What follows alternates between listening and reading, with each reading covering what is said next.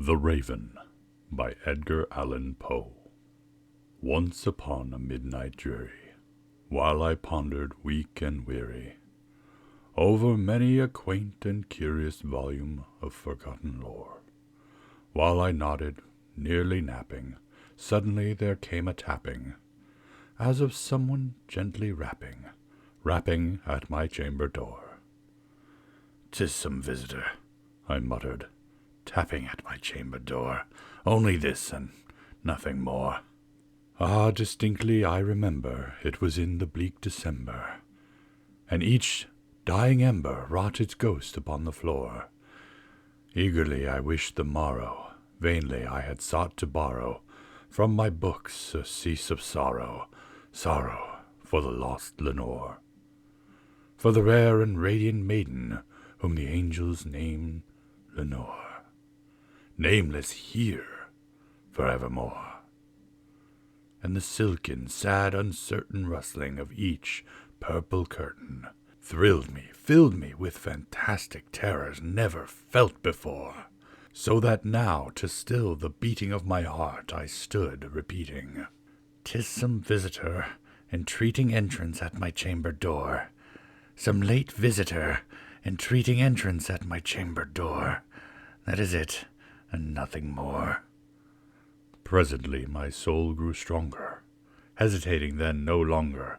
"Sir," said I, "or madam, truly your forgiveness I implore, but the fact is I was napping, and so gently you came rapping, and so faintly you came tapping at my chamber door, that I scarce was sure I heard you." Here I opened wide the door.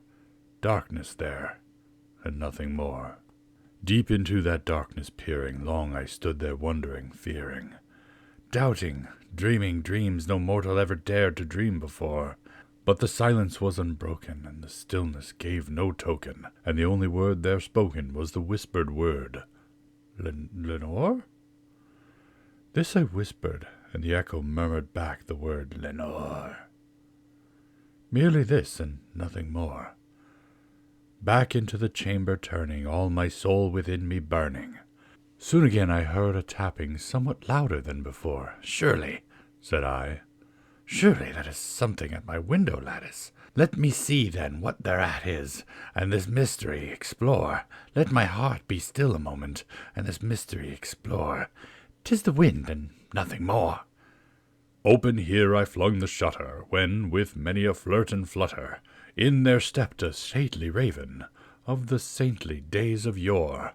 Not the least obeisance made he, not a minute stopped or stayed he, but with mien of lord or lady, perched above my chamber door, perched upon a bust of Pallas, just above my chamber door, perched and sat there, and nothing more.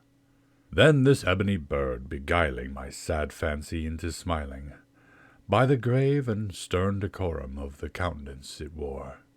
"Though thy crest be shorn and shaven thou," I said, "art sure no craven, ghastly, grim, and ancient raven, wandering from the nightly shore. Tell me what thy lordly name is on the night's Plutonian shore." Quoth the raven, "Nevermore." Much I marveled this ungainly fowl to hear discourse so plainly, though its answer little meaning, little relevancy bore. For we cannot help agreeing that no living human being ever yet was blessed with seeing bird above his chamber door, bird or beast upon the sculpture bust above his chamber door, with such a name as Nevermore. But the raven, sitting lonely on the placid bust, spoke only that one word, as if his soul in that one word he did outpour.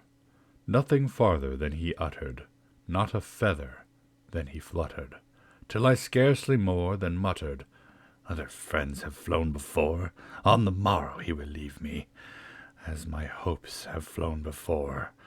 Then the bird said, "Nevermore."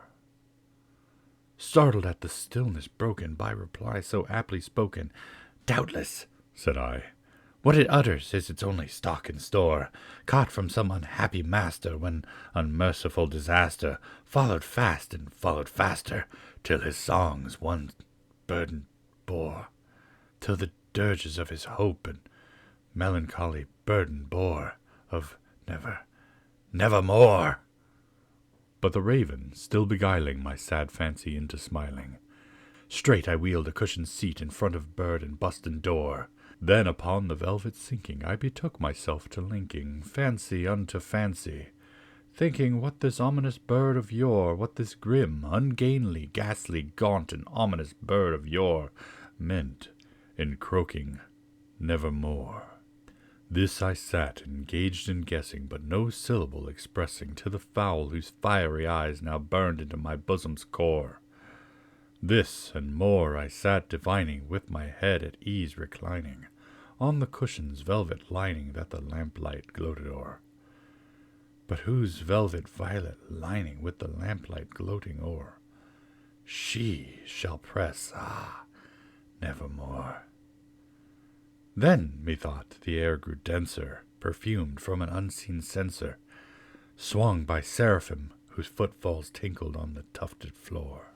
"Wretch," I cried, "thy God hath lent thee, by these angels he hath sent thee, respite, respite and nepenthe from thy memories of Lenore. Quaff, oh quaff this kind nepenthe, and forget this lost Lenore."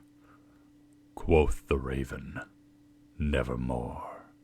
"Prophet," said I, "thing of evil, prophet still, if bird or devil, whether tempter sent or whether tempest tossed thee here ashore, desolate yet all undaunted on this desert land enchanted, on this home by horror haunted, tell me truly, I implore, is there balm in Gilead? Tell me, I implore." Quoth the raven, "Nevermore."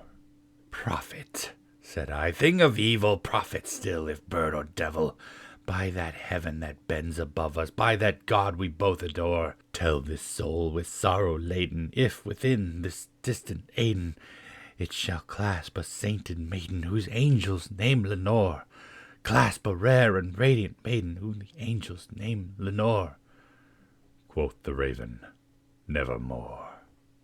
"Be that word our sign of parting, bird or fiend," I shrieked, upstarting. "Get thee back into the tempest and the night's Plutonian shore. Leave no black plume as a token of that lie thy soul has spoken. Leave my loneliness unbroken, quit the bust above my door. Take thy beak from out my heart, and take thy form from off my door." Quoth the raven, "Nevermore." And the raven, never flitting, still is sitting on the pallid bust of Pallas, just above my chamber door. And his eyes have all the seeming of a demon's that is dreaming, and the lamplight o'er him streaming throws his shadow on the floor. And my soul from out that shadow that lies floating on the floor shall be lifted nevermore.